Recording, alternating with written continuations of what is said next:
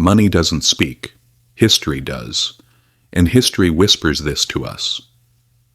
In medieval Europe, the most powerful empire had never actually existed. Consider how Amazon controls supply chains and dominates markets today, or how OPEC throttles oil pipelines and engineers the world economy. Now imagine, in the 13th century, a trade network with no army, no capital, not even a name brought kings to their knees. How? Because land isn't the real power. Control of access is. For centuries, they taught us to look for power in the wrong places. Crowns, thrones, armies, flags waving over conquered lands. But medieval Europe's most powerful structure had none of these. It had no king, no capital, no standing army. Yet it shaped prices, dictated market access, punished kings. Its influence stretched from London to Novgorod, from the North Sea to the Baltic depths. This wasn't an empire. It was a network, a cartel of merchants who discovered something most rulers hadn't yet grasped. Control trade.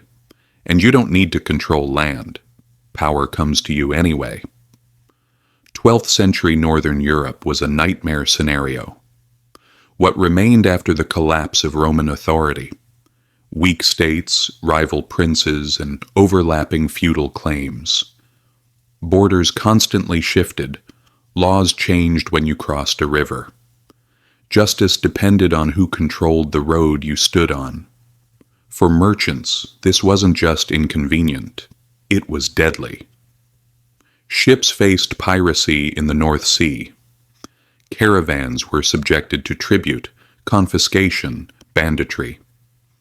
A merchant could load a ship with grain or timber and lose everything before reaching the next port, despite demand, because there was no protection.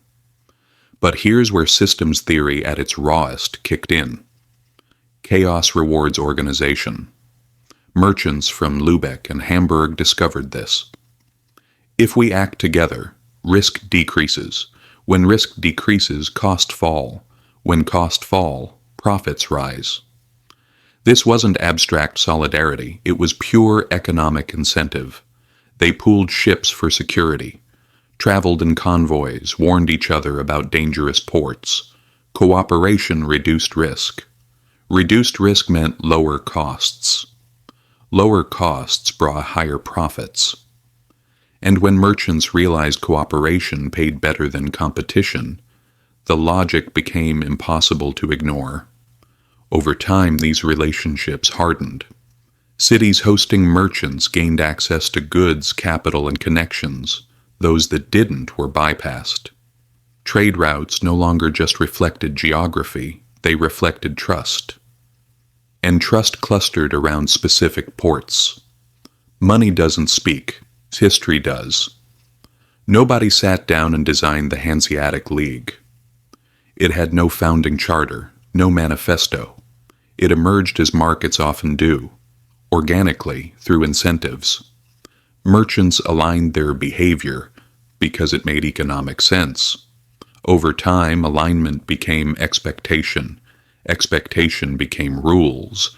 Rules became leverage. As these trade networks expanded, something critical happened. Trade stopped being merely economic activity and became an organizing principle. If enough merchants refused to trade with a city, that city suffered. Prices rose, supplies dried up, revenue collapsed. Cooperation was enforced not through violence, but through exclusion.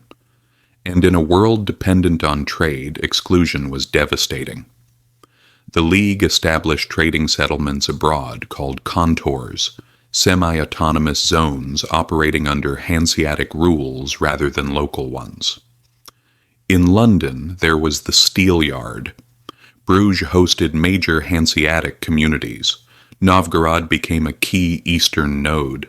This distinction mattered. A single merchant could be pressured, taxed, ignored. But a coordinated network controlling essential trade flows? Never. When disputes arose, the League responded not with petitions, but with pressure.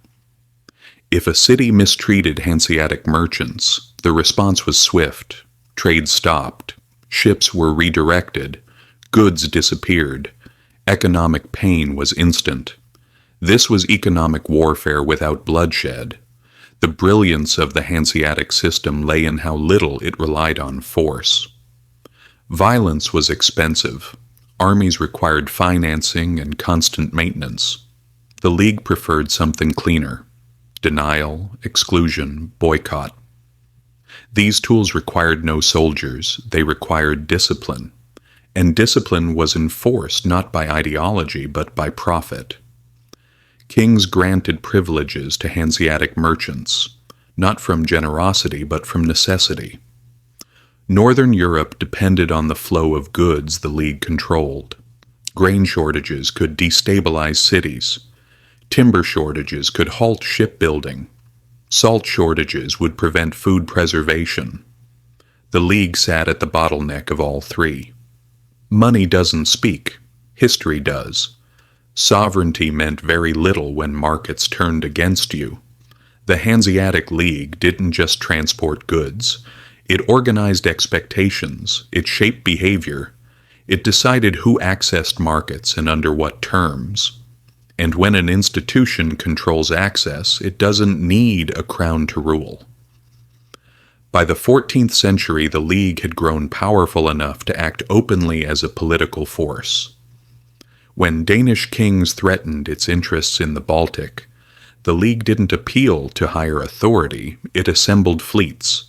It blockaded ports, negotiated treaties on equal footing with sovereigns. The war against King Valdemar IV of Denmark ended not with his victory, but with concessions to the League. Even at its peak, the Hansa never became a state. It had no capital, no permanent treasury, no unified military command. Its assemblies were regular, but attendance was voluntary. On paper it looked fragile. In practice it endured for centuries. Because its power came not from centralization, but from alignment, the shared understanding: protect the system protects you. This understanding was more durable than loyalty to any ruler. Cities rose and fell, dynasties collapsed, borders shifted. The League adapted, behaving not like a government but like a market organism, responsive, pragmatic, and ruthlessly focused on survival. But this adaptation carried a hidden cost. As the League became more entrenched, it grew more conservative. The rules that once enabled growth resisted change. New competitors emerged. Southern trade routes expanded. Atlantic trade eclipsed the Baltic. States began to centralize, build navies, enforce laws. The Hansa didn't collapse in a dramatic moment. It slowly faded as incentives changed, as alternatives emerged. But the lesson it left behind is sharp. You don't need sovereignty to wield power. You need coordination. You don't need armies if you control access. You don't need ideology when incentives work for you. Money doesn't speak, history does. The Hansa ruled Northern Europe not by decree, but by necessity. And that's often the most durable form of control. When you look at Amazon's logistics today, at Visa's payment networks, you see the ghost of the Hansa. Empires without armies. Domination through access control. History doesn't repeat, but incentive structures certainly do. Old money,